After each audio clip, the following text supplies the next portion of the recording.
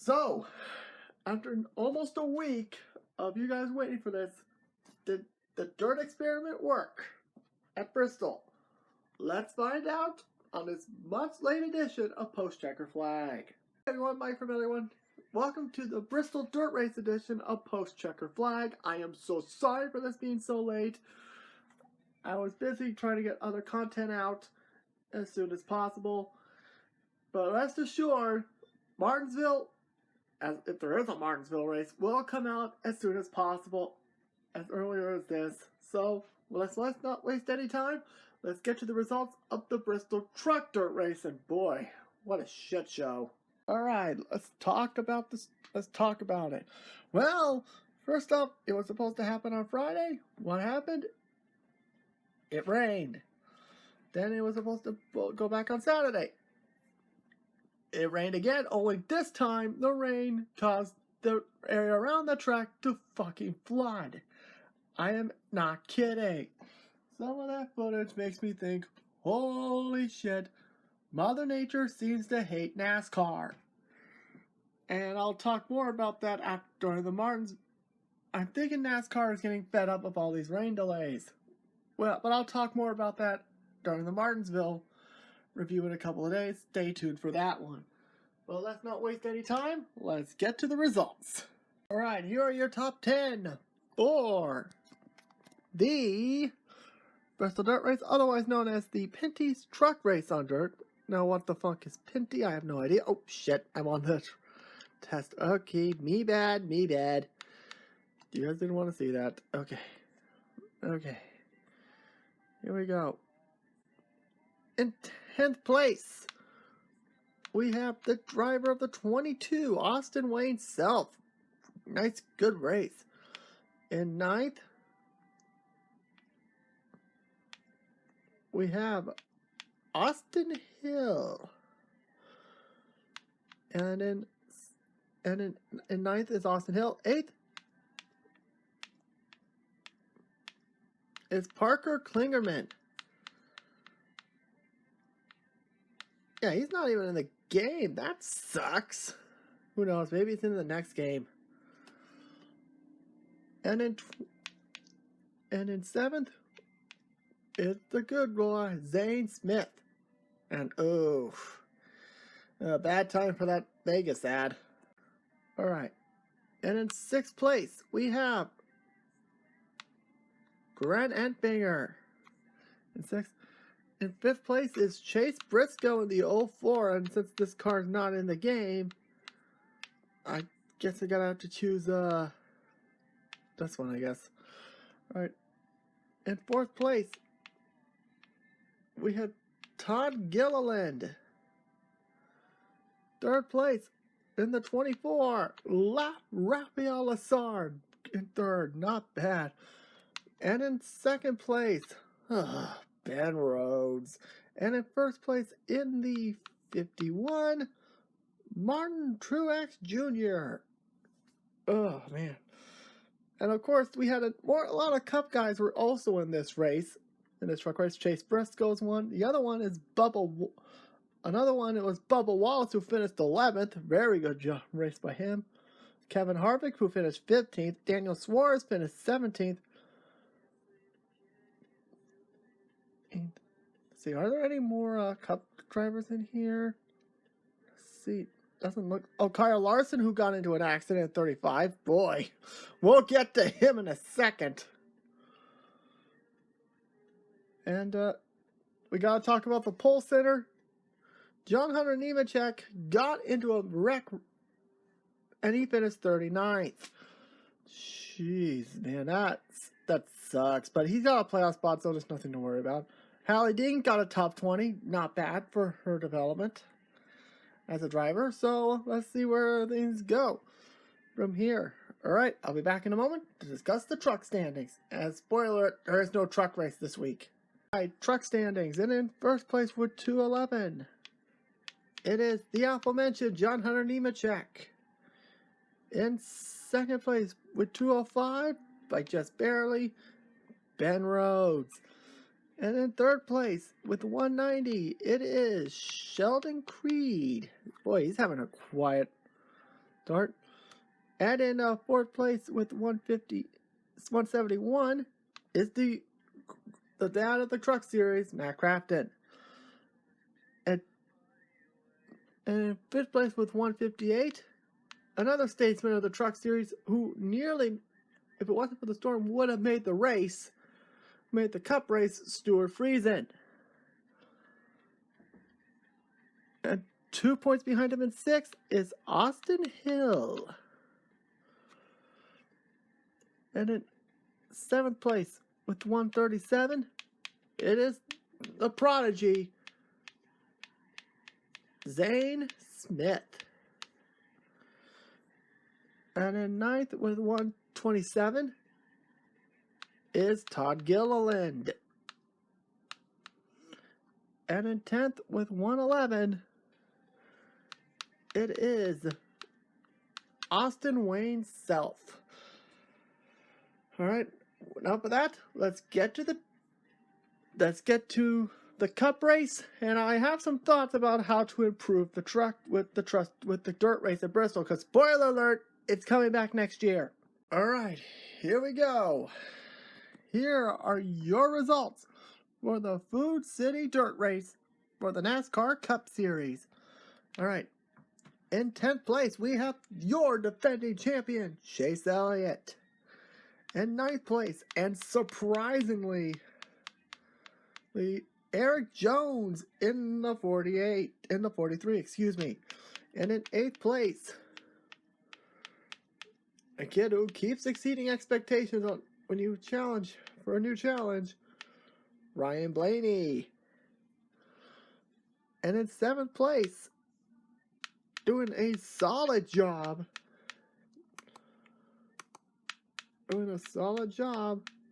Tyler Reddick. In 6th place, Wonder Kid, iRacing legend, William Byron. And in 5th place, and probably one of the biggest shockers of the entire week, last weekend, we'll get to another big one, the biggest one, in just a second. The Rocket Man from Indiana, Ryan Newman, and probably one of the best finishes from Rouse Fenway in a very long time. And in the biggest surprise, in 4th place, a man who never ran a dirt race in his life prior to that truck race. In 4th place, Daniel Suarez for Trackhouse Racing. And boy, am I glad to see that finish. We'll talk more about that in just a minute. In 3rd place, you knew this guy was going to be in the top 3. Virginia's own. Oh wait, I should save that for the next race. Denny Hamlin. Damn. And in 2nd place, we almost had the ultimate upset here. In 2nd place, and I cannot believe I'm saying this, your runner-up for this race, Ricky Stenhouse Jr. And in 1st place, we knew this was coming, guys, but not on the frickin' dirt. Joey Logano is the winner of the first ever Bristol Dirt Race. Whew, where do I begin? Okay, let's start off with the obvious. We gotta start with the big race here.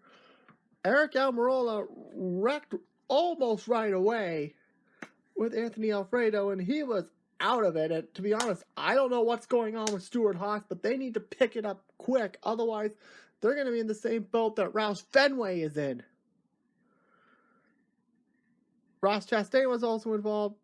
Christopher Bell and Kyle Larson got into a big wreck, pretty much screwing up Christopher Bell's day, finishing 34th. Oh, and by the way, Chastain and Almirola finished 35th and 36th, respectively.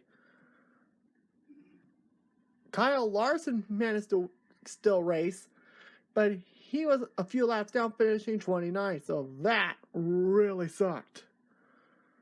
Really sucked. Stuart Friesen. Oh, I just realized Stuart Friesen wasn't here. My bad. I thought he missed out. My bad. I was thinking of somebody else. I forgot who it was.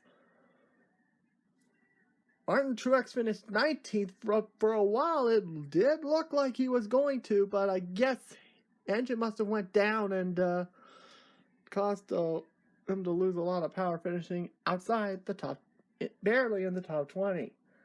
Kyle Busch finished 17th. Matt DiBenedetto finished 13th. Glad to see that. Michael McDowell getting another top 10. But of course, we got to talk about a guy who had a really good day. That being Bubba Wallace. Yes, we have to talk about it. He was in the top 10 most of the day until he suffered a cut tire and caused him to spin out. Although he didn't hit the wall, which is probably why I think NASCAR didn't call the caution, due to Ricky Stenhouse. And we'll got to talk to Ricky in just a minute.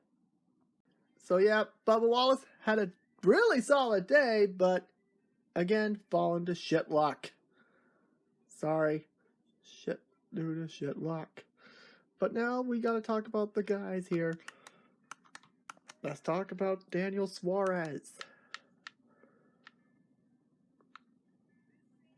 Suarez, where did this come from? And to be honest, I'm really excited to see what Trackhouse has in store. Same with 2311 Racing, because news came down today, but I'm probably going to save that for the Martinsville episode, because I have to save it. But jeez, where did that performance come from, Daniel? I guess it's safe to say, I guess Gibbs and Stewart-Haas screwed him over. But we also got another solid day for Ricky Stenhouse. And to be honest, Ricky is not spinning out and crashing as he usually does. This is starting to scare me. But with all the struggles that Alex Bowman's having, could it be possible we could see a cup swap? Stenhouse goes to the 48 while Bowman goes to the 47? I don't know. But dude, a really good finish for the JTG Doherty team, if I do say so myself. But now, let's get to the Cup standings. Before I do, I want to talk about ways I could see them improving this. Well, the truck race was a complete shit show. I could definitely see the truck series going back to Eldora for next season. Well, I could see the Cup staying at Bristol due to considerations. Another thing I could definitely see them doing to avoid this whole rain dilemma, again, I'll talk more about that when we get to the Martinsville, is to possibly move the Bristol dirt race to the summer. Oh, I've seen people talk that, which honestly I would love. That would be great. A lot of people are saying Sonoma, which I don't know how the Sonoma businesses are going to react to that, because to be honest, I have family up there and they are so used to having the NASCAR fans during the summer, so having it switch to the spring race will take a lot of adjustment and money to make this work.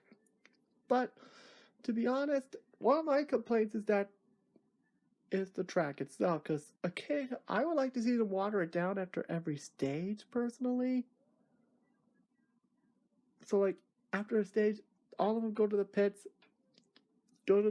get some adjustments, and not red flag the race, make it like an intermission in a way. So there's that as well. Have an intermission so they can water down the track and hopefully make the track better. But like I said, the race is coming back in 22. Although I gotta give them props for the old school trophy for this race. Great job, Bristol. I knew there was another reason why I put Bristol at the top, at my number one of my top 10 tracks I want to visit so badly. All right, now let's get to the results. Oh, I missed. Here are